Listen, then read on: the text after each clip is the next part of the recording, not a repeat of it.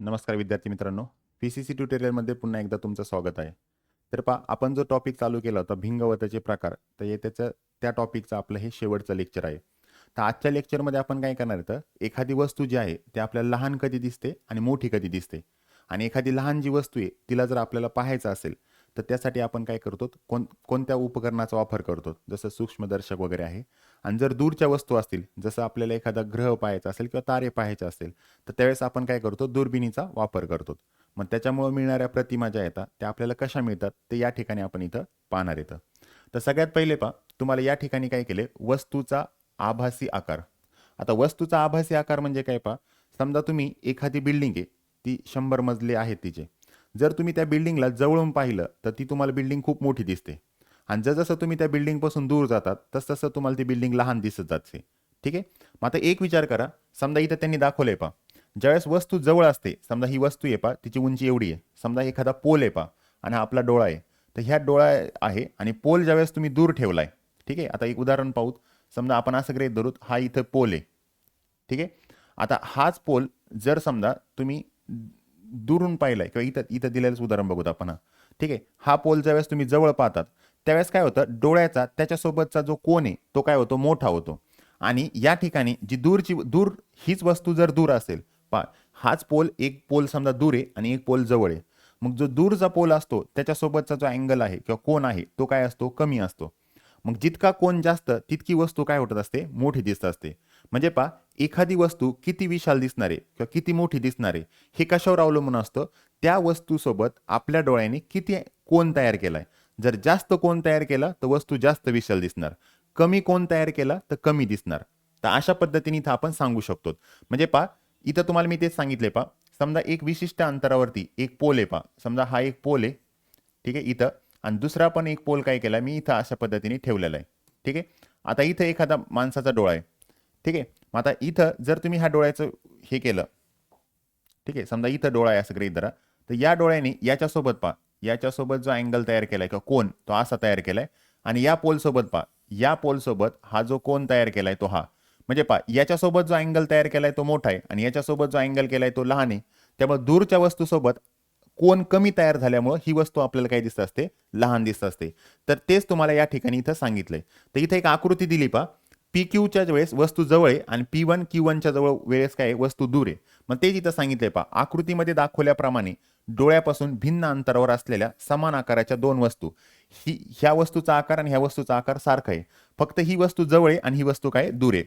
ठीक आहे. P Q या वस्तूने डोळ्याशी धारण केलेला कोन अल्फा, पा पी क्यू या ठिकाणी जो अँगल तयार केला हा अल्फा, हा या ठिकाणी तयार केलेला अँगल बीटापेक्षा काय जास्त आहे.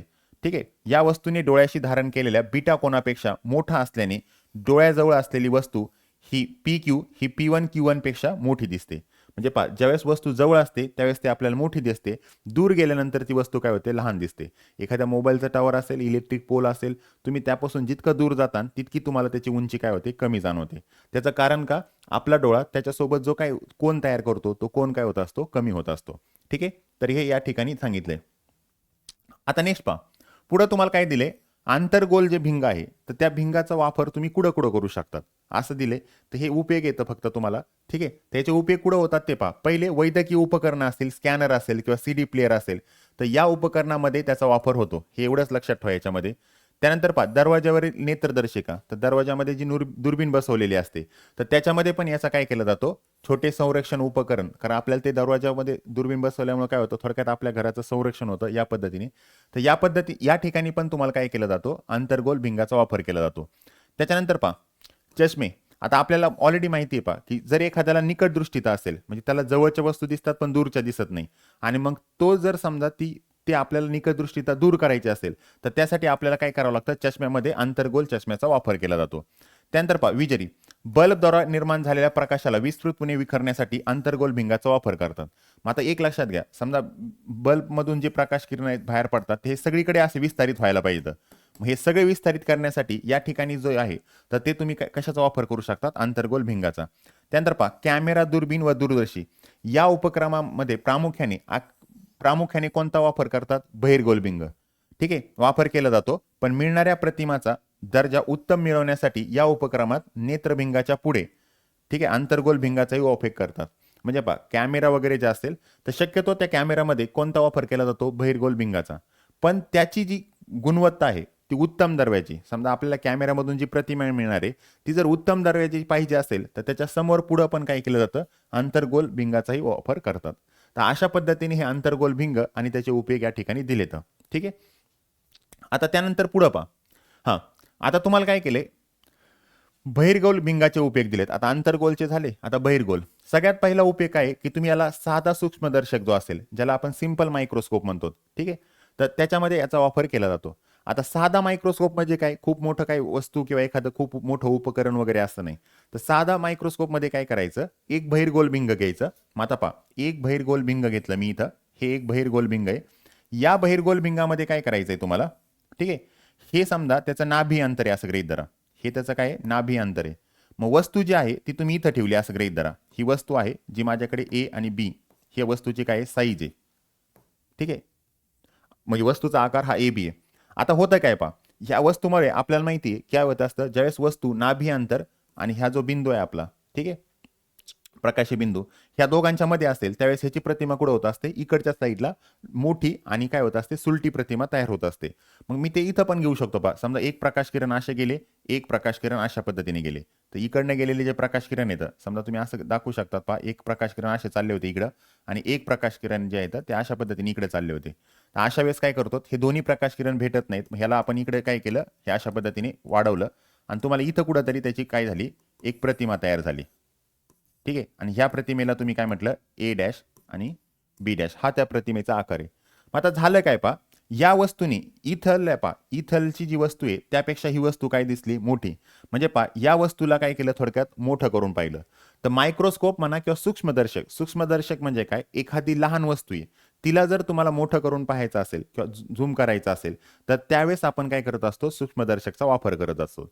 मग आता या सूक्ष्मदर्शकमध्ये काय होतं, जी वस्तू आहे त्यामध्ये काय करायचं, एक भिंग आहे कोणतं, बहिर्गोल भिंग. तर वस्तू काय करायची, नाभी अंतर आणि बहिर्गोल भिंग याच्यामध्ये ठेवायची. तर या वस्तूची मोठी प्रतिमा तुम्हाला मोठी त्याच बाजूला आणि सुलटी प्रतिमा मिळते आणि माणसाचा डोळा समजा इकडच्या बाजूला आहे. ठीक आहे, तर माणसाच्या डोळ्याला ही वस्तू काय होते, अशी मोठी दिसते, कारण ही वस्तू मोठी झाली म्हणजे हिचा आकार काय झालाय, वाढलेला आहे.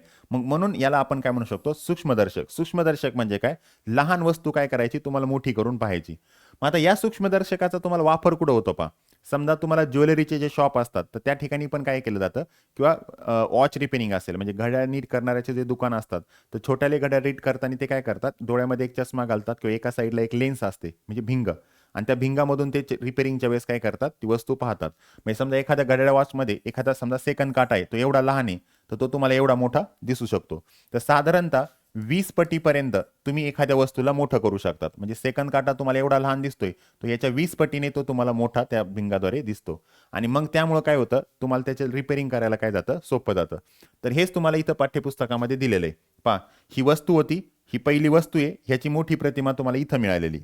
ठीक आहे, मग हेच दिलंय पहा, कमी नाभी अंतर असलेल्या भिंगाच्या एखाद्या सूक्ष्म वस्तूची तिच्यापेक्षा मोठी आभासी आणि सुलट, पाहता ही जी प्रतिमा असते ती कोणती असते, आभासी आणि सुलट आहे, त्याला साधा सूक्ष्मदर्शक असं म्हणतात. साध्या सूक्ष्मदर्शकचा विशालक, विशालक म्हणजे मॅग्निफाईंग ग्लास असे म्हणतात. या साध्या सूक्ष्मदर्शक साहाय्याने वस्तूची पहा तुम्ही 20 पटीने मोठी, याच्यापेक्षा ही प्रतिमा तुम्ही 20 पटीपर्यंत काय करू शकतात, मोठी प्रतिमा मिळू शकतात. आणि याचा वापर कुठे करतात, घड्याळ दुरुस्ती करण्यासाठी किंवा रत्नाची पारख करण्यासाठी, या दोष शोधण्यासाठी याचा उपयोग करतात. म्हणजे ज्वेलरीच्या शॉपमध्ये असेल किंवा वॉच रिपेअरिंगचे शॉप असतात तर त्याच्यामध्ये याचा काय केला जातो, वापर केला जातो. ठीक आहे, आता याचा पुढचा भाग पहा. पुढं काय केले, संयुक्त सूक्ष्मदर्शक म्हटले. संयुक्त सूक्ष्मदर्शक म्हणजे काय पहा, समजा एखाद्या प्राण्याच्या पेशी आपल्याला पाहायच्या आता किंवा रक्ताच्या पेशीज वगैरे आपल्याला पाहायच्या आता, तर अशा वेळेस काय करावं लागतं, आपल्याला साधा सूक्ष्मदर्शक वापरून चालत नाही. मग तिथं आपल्याला काय करावं लागतं, तिथं तुम्हाला संयुक्त सूक्ष्मदर्शकचा वापर केला जातो. मग संयुक्त सूक्ष्मदर्शक मध्ये काय केलं जातं पहा, एक पहिले एक लेन्स घेतली जाते. ठीक आहे, ठीक आहे, तर पहिले इथं काय करायची, एक लेन्स घ्यायची. ठीक आहे, आता म्हणजे भिंग, ह्या भिंगाच्या शेजारी मी काय केलं, एक पदार्थ ठेवला. ठीक आहे, समजा या भिंगाच्या शेजारी मी इथं एक काय केला, पदार्थ ठेवला. आता हा पदार्थ कुठं ठेवायचा पहा, यप आणि 2 यप ह्या दोघांच्या मध्ये ठेवायचा. मग आपल्याला माहिती पहा, यप आणि 2 यपच्या मध्ये असेल तर या वस्तूची प्रतिमा तुम्हाला काय कशी मिळत असते, उलटी आणि काय होत असते, मोठी मिळत असते. ठीक आहे, मोठी प्रतिमा मिळेल. मग आता वस्तू जी आहे ती आपली कोणती झाली, ए बी, आणि ही त्याची प्रतिमा झाली कोणती, ए डॅश बी डॅश ही प्रतिमा झाली. आता इथून पुढचा जो भाग आहे तो साधा सूक्ष्मदर्शक सारखा करायचा. मग साधा सूक्ष्मदर्शक मध्ये काय असतं, एखादी वस्तू जर नाभी अंतर आणि ह्याच्यामध्ये जर ठेवली तर त्या वस्तूची त्या साईडला मोठी प्रतिमा मिळते, आणि ही प्रतिमा साधारणतः 20 पटीपर्यंत मोठी असू शकते. मग इथं काय करायचं माहितीये का, ठीक आहे, तर इथं तुम्हाला काय करायचंय, आता ही झाली तुमची ओरिजिनल वस्तू, पा वस्तू, ठीक आहे. आता हे पदार्थ भिंग झालं, समजा तुमचं जिथं पदार्थ ठेवलाय त्याचं भिंग हे झालं पदार्थ भिंग, ठीक आहे. मग आता ह्या वस्तूची इथं एक प्रतिमा मिळाली. आता ही काय झाली, प्रतिमा मिळाली कोणाची, याची प्रतिमा आहे, ठीक आहे. याची काय याची ही काय प्रतिमा आहे, याची ही काय प्रतिमा आहे. आणि याच्या शेजारी तुम्हाला काय करायचं, एक नेत्रीय भिंग ठेवायचे, ठीक आहे. याच्या शेजारी काय करा, नेत्रीय भिंग ठेवा. हे नेत्रीय भिंग याच्या शेजारी ठेवलंय, ठीक आहे. मग आता नेत्रीय भिंगाचं काम काय माहिती का, जे सूक्ष्मदर्शकाचं होतं साधा सूक्ष्मदर्शक काय करतो, त्याच्या भोवती जर एखादी वस्तू ठेवली असेल तर त्याच्यापेक्षा जास्त मोठी आणि त्याच बाजूला एक मोठी इमेज तयार करतो. मग ही वस्तू जी आहे ती याची काय होती, प्रतिमा. ती प्रतिमा याच्यासाठी काय म्हणून काम करते, वस्तू म्हणून काम करते. याच्यासाठी काय म्हणून काम करते, वस्तू. आणि मग ह्या वस्तूची तुम्हाला जवळ इकडच्या साईडला त्याच बाजूला तुम्हाला परत मोठी प्रतिमा मिळते. तिला समजा तिला A double dash B double dash म्हटलं, आणि ही प्रतिमा इकडं तुम्हाला डोळ्याकडे, ठीक आहे, डोळ्याकडे हे प्रकाश किरण तुम्हाला जातात. म्हणजे इथं काय केलं जातं पहिल्यांदी जी वस्तू आहे तिला अगोदर मोठं केलं जातं पहिले, आणि नंतर मग तिचं काय केलं जातं, परत ह्या डोळ्याच्या लेन्सने परत ती वस्तू तुम्हाला काय होते, तिचा आकार मोठा दिसतो. त्याच्यामुळे इथं समजा वस्तूचा आकार 2 वेळेस वाढलाय एकदा हिची उंची इथे एकदा वाढली आणि इथे एकदा वाढली, मग 2 वेळेस वाढली, म्हणून त्याला आपण काय म्हणतो, संयुक्त. संयुक्त म्हणजे काय, हे आणि हे दोघांचं मिळून सूक्ष्मदर्शक, किंवा त्याला आपण कंपाऊंड मायक्रोस्कोप असं म्हणतो. कंपाऊंड म्हणजे काय, दोन ज्यावेळेस गोष्टी एकत्र येतात तेव्हा त्याला आपण संयुक्त आगर असं पद्धतीने म्हणतो. मग याच्यामध्ये तुम्हाला काय सांगायचंय एका वस्तूचं पहिले पदार्थ भिंग काय करतं, त्या वस्तूला मोठी एक काय करते, प्रतिमा तयार करते. ही प्रतिमा नेत्रभिंगासाठी काय म्हणून काम करते, वस्तू म्हणून, आणि परत त्याच बाजूला तुम्हाला एक मोठ्या प्रकारची अशी प्रतिमा काय होते, तयार होते. तर हेच तुम्हाला या ठिकाणी आकृतीमध्ये वगैरे दाखवलंय, ठीक आहे. तर संयुक्त सूक्ष्मदर्शक मध्ये हे पदार्थ भिंग आहे. आता ह्या पदार्थ भिंगापेक्षा ह्याचा आकार मोठा वाटतोय, ठीक आहे. म्हणजे याच्या भिंगाची जी साईज असते ती मोठी असते, आणि याच्या पदार्थ भिंग काय असतं, लहान असतं, आणि नेत्रभिंग जे आहेत त्याचे काय असते, जास्त असते भिंग, ठीक आहे, किंवा नाभी अंतर. लहान आकाराच्या वस्तू पाहण्यासाठी लहान आकाराच्या वस्तू पाहण्यासाठी आपण साधा सूक्ष्मदर्शक वापरणार, पण त्याच्यापेक्षा लहान असेल, परंतु रक्तकणिका, प्राणी व वनस्पतीच्या पेशी किंवा बॅक्टेरिया सारखे सूक्ष्मजीव यासारख्या अतिसूक्ष्म वस्तू सूक्ष्मदर्शकाने पुरेशा विचलित होत नाहीत. मग पुरेशा विचलित होत नाही म्हणजे काय, त्या वस्तू आपल्याला व्यवस्थितपणे पाहता येत नाहीत. समजा तुम्हाला काय केले, एक ब्लडचा ड्रॉप दिला, म्हणजे रक्ताचा थेंब आहे, आता त्याच्यामध्ये भरपूर पेशी असतात, मग त्या पेशी तुम्हाला साध्या सूक्ष्मदर्शकाने दिसणार नाही. तर त्यासाठी तुम्हाला काय करावं लागेल, संयुक्त सूक्ष्मदर्शक वापरावं लागेल. मग वस्तू पाहण्यासाठी संयुक्त सूक्ष्मदर्शकचा वापर करतात. संयुक्त सूक्ष्मदर्शक हा नेत्रिका व पदार्थ भिंग अशा दोन बहिर्गोल भिंगापासून बनलेला असतो. एक पदार्थ भिंग आणि एक नेत्रिका भिंग अशा दोन भिंगापासून बनलेला असतो, ठीक आहे. पदार्थ भिंगाचा छेद लहान असतो व त्याचे नाभी अंतरही कमी असते. याचं नाभी अंतर काय असतं, कमी, आणि याचं नाभी अंतर काय असतं, जास्त. तसं नेत्रिका भिंगाचा आकार मोठा व तिचे नाभी अंतरही भिंगाशी जास्त असते. याचा आकार पण तुम्हाला मोठा दिसतोय आकृतीमध्ये, आणि याचं नाभी अंतर पण काय असतं, जास्त असतं. दोन भिंगाच्या एकित्र परिमाणाने विशालन मिळते.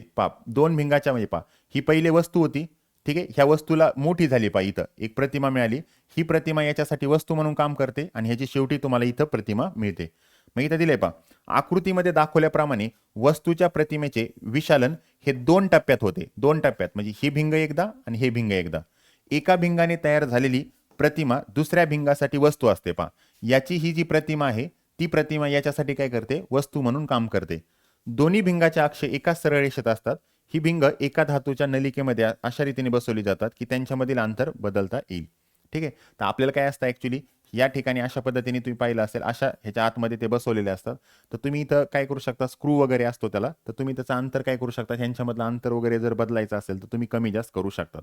किंवा आपल्याला ही वस्तू पण हे भिंग जर जवळ कमी दूर आणायचं असेल तर ते पण तुम्ही काय करू शकतात, ऍडजस्ट करू शकतात, ठीक आहे. तर ते या ठिकाणी तुम्हाला इथं दिलेलं आहे. आता पुढं तुम्हाला काय केलंय, दूरदर्शी किंवा दुर्बीण. दूरदर्शी म्हणजे काय, दूरच्या वस्तू पाहण्यासाठी वापरलेलं समजा उपकरण. तर दुर्बिणीचा वापर कायसाठी करतो, दुसरे ग्रह किंवा तारे वगैरे पाहायचे असतील त्यावेळेस आपण काय करतो, दुर्बिणीचा वापर करतो. दुर्बीण ज्यावेळेस असेल किंवा दूरदर्शी असेल, ह्याच्यामध्ये काय असतं पहा, एक मोठं पहिलं जे पदार्थभिंग असतं तिचा आकार मोठा घ्यायचा. आता आकार मोठा कशामुळे घ्यायचा माहिती आहे का, जेणेकरून जास्तीत जास्त प्रकाश किरण त्याच्यामध्ये समाविष्ट होतील. पहा, समजा आपल्याला चंद्र जर व्यवस्थितपणे पाहायचा आहे किंवा एखादा ग्रह आहे तो जर आपल्याला व्यवस्थित पाहायचा आहे किंवा तारा व्यवस्थित पाहायचा असेल, तर त्याच्यामधून जेवढे प्रकाश किरण जास्तीत जास्त एकवटले जातील तेवढी तुम्हाला त्याची क्लिअरिटी काय दिसेल, जास्त दिसेल, म्हणजे तो तेवढा तुम्हाला सुस्पष्ट दिसेल. मग यामध्ये काय केलं जातं, समजा आता पहा, एखादी वस्तू जी ती खूप अनंत अंतरावरती, आता आपण जी दूर वस्तू पाहतो, दुर्बीणचा वापर कायसाठी करतो, दूरच्या वस्तू पाहण्यासाठी. मग इथं होतं काय पहा, दूरची वस्तूची प्रतिमा, समजा ह्या दूरचे प्रकाश किरण येतं ते इथं येऊन कुठंतरी एकवटले, ठीक आहे, आणि आपल्याला इथं ए आणि बी काहीतरी अशा प्रकारची प्रतिमा वगैरे मिळाली, ए डॅश बी डॅश मग जे सांगितलं होतं त्या पद्धतीने. आणि ही जी प्रतिमा आहे ती याच्या नाभी अंतरालाच होणार आहे पदार्थाच्या, ठीक आहे का, कारण वस्तू जी आहे ती दूर अंतरावरती आहे. मग दूर अंतरावरती म्हणजे अनंत अंतरावरती आहे. वस्तू ज्यावेळेस अनंत अंतरावरती असते त्यावेळेस त्याची प्रतिमा कुठं तयार होत असते, नाभी अंतरावरती. मग या नाभी अंतरावरती याची काय झाली, प्रतिमा तयार झाली. मग इथून पुढचा भाग मग सारखाच, ठीक आहे. मग आता इथं तुम्हाला काय करायचंय, दुसरी एक नेत्रीय भिंग वापरायचंय. मग नेत्रीय भिंग काय करेल पहा, ह्या वस्तूची ही जी प्रतिमा मिळाली ती प्रतिमा याच्यासाठी काय म्हणून काम करेल, वस्तू म्हणून काम करेल, ठीक आहे. मग या वस्तूची परत प्रतिमा तुम्हाला इकडच्या साईडला काय मिळेल, प्रतिमा मिळेल, ही अशा पद्धतीने. कारण ही वस्तू परत ह्याच्या नाभी अंतराच्या जर आतमध्ये असेल, ठीक आहे, तर याच्यामुळे तुम्हाला काय होते, परत याच बाजूला तुम्हाला एक दुसरी त्याच्यापासून प्रतिमा मिळते, ठीक आहे. तर यालाच आपण काय म्हणतो, दूरदर्शिता असं म्हणतो. तर दूरदर्शितामध्ये काय होतं, शक्यतो भिंग किंवा काही असे दूरदर्शिका असतात की ज्याच्यामध्ये काय केलं जातं, आरशाचा पण वापर केला जातो. मग तेच तुम्हाला या ठिकाणी सांगितले पहा, अतिदूरची वस्तू स्पष्टपणे व विशाली स्वरूपात त्याच्या बारकाव्यासह पाहण्यासाठी दूरदर्शी या उपकरणाचा वापर करतात. दूरच्या वस्तू बारकाव्या बारीक बारीक गोष्टी सुद्धा त्याच्यावरती जर पाहायच्या असतील तर त्यासाठी आपण दूरदर्शीचा वापर करतो. यास, ठीक आहे, तारे ग्रह असतील यासारख्या खगोलीय वस्तू पाहण्यासाठी वापरल्या जाणाऱ्या दूरदर्शकात खगोलीय दूरदर्शक असंही म्हणतात.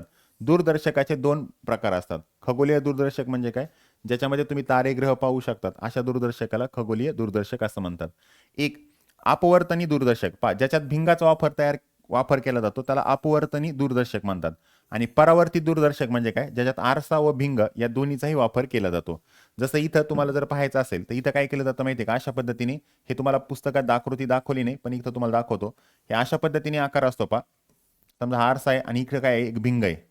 आता काय होतं माहिती आहे का, प्रकाशाची किरण सगळे इथं अगोदर हे केले जातात. समजा हे प्रकाशाची किरण असे पडतात, इकडं परत एक असा आरसा असतो, ह्या आरशावरती हे परावर्तित होतात अशा पद्धतीने इकडं, आणि हे परावर्तित झालेले प्रकाश किरण परत ह्या भिंगामधून शेवटी इथं डोळ्यापर्यंत पोहोचतात, ठीक आहे. इथं काय असतं पहा, तर हा जो भाग आहे हा आरशाचा आहे, इकडचा पण आरसा आहे, इकडचा पण तुम्ही आरसाच म्हणू शकता. त्या ह्या आरशावर हे प्रकाश किरण पहिले असे पडले आणि इथून परावर्तित झाले, नंतर इथून परावर्तित होऊन नंतर ते इकडे जातात, म्हणून त्याला आपण काय म्हणतो, परावर्ती दूरदर्शक म्हणतो. आणि इथं काय आहेत, प्रकाश किरण जे ते आरपार गेले त्याच्यामधून, म्हणून ह्याला आपण काय म्हणतो, अपवर्तनी दूरदर्शक असं म्हणतो, ठीक आहे. सो या पद्धतीने तुम्ही इथं सांगू शकतात. ही तुम्हाला आकृती पुस्तकात काही दिलेली नाही, तर ही आकृती तुम्हाला या ठिकाणी दिलेली आहे. तर इथं काय असतं, पदार्थ भिंग जे आहे तर त्याची तुम्हाला काय करायची, नाभी अंतर जास्त घ्यायचे आणि नेत्रिकाची जे आकार आहे किंवा साईज आहे की ती काय करायची, कमी घ्यायची. तर हे जास्त काय म्हणून घ्यायचं की जास्तीत जास्त प्रकाश किरण इथं काय होतील, एकवटले जातील. मग इथं एक वस्तू तयार होईल समजा जी काय आहे ती, ठीक आहे, म्हणजे ही प्रतिमा, ह्या प्रतिमाला नंतर तुम्हाला वस्तू म्हणून वापर करायचा आणि नंतर परत तुम्हाला इकडे काय मिळते, त्याची प्रतिमा मिळते, ठीक आहे. मग तेच तुम्हाला या ठिकाणी सांगितलंय पहा, दोन्ही उपकरणामध्ये पदार्थ भिंगाने तयार केलेली प्रतिमा नेत्रिकेसाठी वस्तूचे कार्य करते, ठीक आहे. दोन्ही ह्याच्यामध्ये पहा ह्या पदार्थ भिंगाने ही जी प्रतिमा तयार केली ती याच्यासाठी काय करते, वस्तू म्हणून. सूक्ष्मदर्शकमध्ये तसंच करतं आणि दुर्बिणीमध्ये पण तेच काम होतं त्याचं, ठीक आहे. पदार्थभिंग हे मोठ्या आकाराचे व जास्त नाभी अंतराने असते. याच्यामध्ये पदार्थभिंगाचे नाभी अंतर जास्त असते, त्याच्यामध्ये कोणाचे, नेत्रभिंगाचे नाभी अंतर जास्त असते, जेणेकरून दूरच्या वस्तूकडून येणारा जास्तीत जास्त प्रकाश एकवटला जाईल. जेणेकरून दूरच्या वस्तूकडून येणारा जो प्रकाश आहे तो जास्तीत जास्त प्रकाश इथं काय होईल, एकवटला जाईल. पहा, या उलट नेत्रिका भिंगाचा आकार लहान असतो व नाभी अंतरही कमी असते. या उलट नेत्रिका भिंग जे असतं त्याचा आकार पण लहान असेल आणि नेत्रभिंग पण काय असेल, लहान असेल. तेच तुम्हाला या ठिकाणी दिले. अशा रीतीने बसवलेले असतात की त्यांच्यामधील पहा, दोन्ही भिंग धातूच्या नलिकेमध्ये त्या अशा रीतीने बसवले असतात की त्यांच्यामधील अंतर बदलता येते व दोन्ही भिंगाचा अक्ष सरळ रेषेत असतात. मग हे तुम्हाला एका नळीमध्ये बसवलं जातं. तुम्ही बऱ्याच वेळेस मूव्हीमध्ये वगैरे पाहिलं असेल, अशी एक नळी असते, त्यातून ते सायंटिस्ट वगैरे पाहतात. तर त्या नळीमध्ये असं बसवलं जातं की तुम्ही त्याला काय करू शकता, त्यांच्यामधलं जे अंतर आहे, हे अंतर वगैरे जे आहे ते कमी काय करू शकतात, कमी जास्त करू शकतात. ठीक आहे. परंतु वेगवेगळ्या नाभी अंतराच्या नेत्रिका वापरून दूरदर्शकाच्या साहाय्याने विभिन्न विचलन मिळवता येते. सामान्यतः पदार्थ भिंग हे जे आहे किंवा परंतु सामान्यपणे इथं काय दिले तुम्हाला, समान पदार्थ भिंग परंतु वेगळ्या नाभी अंतराच्या नेत्रिका वापरून दूरदर्शकाच्या साहाय्याने विभिन्न विचलन मिळवता येते. पदार्थ भिंग काय करायचंय, तुम्हाला सारखंच घ्यायचंय, पण तुम्ही नेत्रिकाच्या भिंग वगैरे जे येतात त्याच्या किमती कमी जास्त करून तुम्ही काय करू शकतात, वेगवेगळ्या प्रकारचे विचलन मिळवू शकतात. त्याच्या पुढचा भाग पहा, प्रकाशी उपकरणे. आता बहिर्गोल भिंगाचा प्रकाशी उपकरण जे म्हणजे कॅमेरा आताच सांगितलं होतं प्रोजेक्टर वगैरे असेल तर याच्यामध्ये पण याचा वापर केला जातो. आणि ते प्रतिमा अजून जास्त जर तुम्हाला चांगल्या प्रकारची पाहिजे असेल तर त्यासाठी त्याच्या पुढे आंतरगोलचा पण वापर केला जातो. चष्मे. आता बहिर्गोल भिंगाचा आपल्याला माहिती आहे, दूरदृष्टीता जर दूर करायची असेल निराकरण करण्यासाठी तर यामध्ये हा चष्मा वापरतात. म्हणजे ज्यांना दूरचं दिसतंय पण जवळचं दिसत नाही तर अशा लोकांना कोणता चष्मा वापरला जातो, ज्याच्यामध्ये बहिर्गोल भिंग असेल, तर हा पण त्याचा उपयोग आहे. त्याच्या पुढचा भाग पहा, पुढं दृष्टी सातत्य. तर दृष्टी सातत्य म्हणजे काय असतं एखादी प्रतिमा, ठीक आहे, समजा तुम्ही काय करतात, एखादी मूव्ही पाहतात मूव्ही पाहिल्यानंतर काय असतं की एखादा सीन असतो, तर एक सीन बदलल्यानंतर लगेच दुसरा सीन आपल्याला दिसतो, पण तो सीन दिसल्यानंतर त्याच्यामधला जो गॅप आहे तो आपल्याला जाणवत नाही. त्याचं कारण काय ज्यावेळेस आपण एखादी प्रतिमा पाहतो त्यावेळेस ती प्रतिमा जरी आपल्या डोळ्यासमोरून बाहेर गेली म्हणजे दूर झाली तरीही आपल्याला काही सेकंदासाठी, म्हणजे काही म्हणजे किती, 1/16 एवढ्या सेकंदासाठी त्याची प्रतिमा त्या डोळ्यावरती तशीच राहते. म्हणजे समजा एखादं तुम्ही काय करतायत, एखादं मूव्हीमध्ये काय केलेले, समजा एखादा जंगलाचा सीन दाखवलाय आणि तो जंगलाचा सीन कट करून लगेच दुसरा शहराचा सीन दाखवला, तर तो जंगलाचा सीन 1/16 सेकंद डोळ्यावरती तसाच राहतो आणि तेवढ्या वेळेच्या आतच लगेच काय होतं, एखाद्या शहराचा सीन येतो. त्याच्यामुळे आपल्याला त्या दोन सीन मधलं अंतर वेगळं करता येत नाही. त्यामुळे आपल्याला असं वाटतं की ते कंटिन्यू एकामागेच एक वस्तू किंवा एकामागे एकच सीन आहेत असं आपल्याला जाणवतं.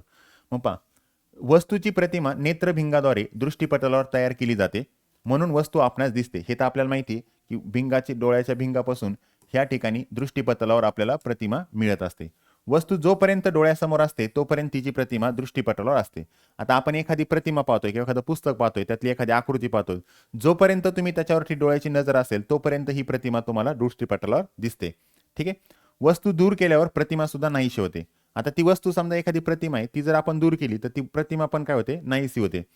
आपल्या डोळ्याच्या बाबतीत वस्तू दूर केल्यानंतरही 1/16 सेकंदापर्यंत प्रतिमाच्या दृष्टीपटलावर तशीच राहते. मग 1/16 सेकंद ती तशीच राहते. त्यामुळे आपल्याला काय होतं की जसं मी तुम्हाला सांगितलं, मूव्ही असेल किंवा टीव्हीचे सॉन्ग असतील किंवा कोणते पण, जरी सीन बदलला तरी आपल्याला तो सीन बदललेला जाणवत नाही. मग त्याचं कारण का, कारण 1/16 सेकंदासाठी दुसरी प्रतिमा येऊस तर जुनी जी प्रतिमा आहे ती तेवढा काळ तिथं राहते आणि तोपर्यंत तुम्हाला त्या ठिकाणी नवीन प्रतिमा तुमच्या डोळ्यासमोर आलेली असते, म्हणजे वस्तू आलेली असते, त्यामुळे तिची प्रतिमा तुम्हाला दिसते. त्यानंतर रंगाची जाण आपल्याला कशी होते. तर रंगाची जाण होण्यासाठी आपल्याला त्या ठिकाणी दोन प्रकारच्या काय असतात, पेशीज असतात. तर म्हणजे कोणती वस्तू वगैरे असेल तर तुम्हाला इथं दिलेले एक असतात दंडाकार पेशी आणि एक असतात शंकर, ठीक आहे, शंकाकार पेशीज. तर दंडाकार पेशीज मध्ये काय असतात, ह्या प्रकाशाच्या तीव्रतेस काय करतात, प्रतिसाद देतात. म्हणजे प्रकाशाची तीव्रता किती आहे, कमी आहे की जास्त आहे, तर ते सांगण्याचं काम तुम्हाला या पेशीज करतात. तर दुसऱ्या ज्या आहेत शंकाकार पेशी ज्या आहेत तर त्या काय करतात, रंगाला प्रतिसाद देतात. ठीक आहे. म्हणजे समजा आपल्या एखाद्या डोळ्याने आपण जर काय करतोय, तांबड्या कलरचा किंवा हिरव्या कलरचा किंवा निळ्या कलरचा एखाद्या कलरची जर वस्तू पाहिली तर तो कलर त्या ठिकाणी आहे आपण जो पाहतोय तो, तर याची जाणीव करायला ह्याच पेशीचा वापर होतो. आता काही लोक असे असतात काही व्यक्तींमध्ये प्रतिसाद देणाऱ्या शंकाकार पेशीज असतील, यांचा अभाव असतो. अशा व्यक्ती रंग ओळखू शकत नाहीत किंवा निरनिळ्या रंगामध्ये भेदही करू शकत नाही. तर अशा व्यक्तीला तुम्ही काय म्हणू शकता, कलर ब्लाइंडनेस आहे किंवा रंगभेद आहे. ठीक आहे. जाणणाऱ्या अपवाद वगळता त्याची दृष्टी सामान्य असते. त्यांना काय होतं, तर काही व्यक्ती अशा असतात की त्यांना रंगामधले भेद ओळखता येत नाहीत, तर त्यांच्यामध्ये हे जे शंकाकार पेशीज असतात तर त्या त्यांच्यामध्ये नसतील तर तुम्हाला वेगवेगळे कलर पाहायला मिळत नाही. म्हणजे त्यांना फक्त पांढरा कलर आपण म्हणू किंवा काळा किंवा ब्लॅक अँड व्हाईट गोष्टी काय होतात, दिसतात. आणि प्रकाश जो आहे तो कमी जास्त कशामुळे होतो, दंडाकार पेशीमुळे. म्हणजे एखाद्या वस्तू जर समजा जास्त क्लिअर किंवा सुस्पष्ट दिसत असतील तर त्याचा अर्थ त्यांच्या दंडाकार पेशीज काय येतात, व्यवस्थितपणे कार्य करतात. आणि जर प्रकाश व्यवस्थितपणे जर डोळ्याला दिसत नाही किंवा धुसर वस्तू दिसत असतील तर याचा अर्थ दंडाकार पेशीज त्यांच्यामधल्या प्रॉपरली काम करत नाहीत. ठीक आहे. तर अशा पद्धतीने तुम्हाला या ठिकाणी तुम्हाला हा जो चॅप्टर आहे तो या ठिकाणी बहुतेक इथे संपलेला आहे. ठीक आहे. तर याच्यानंतर आपण काय करूया, पुढील लेक्चरमध्ये नेक्स्ट टॉपिक आपण काय करूया, स्टार्ट करूया. ओके, धन्यवाद.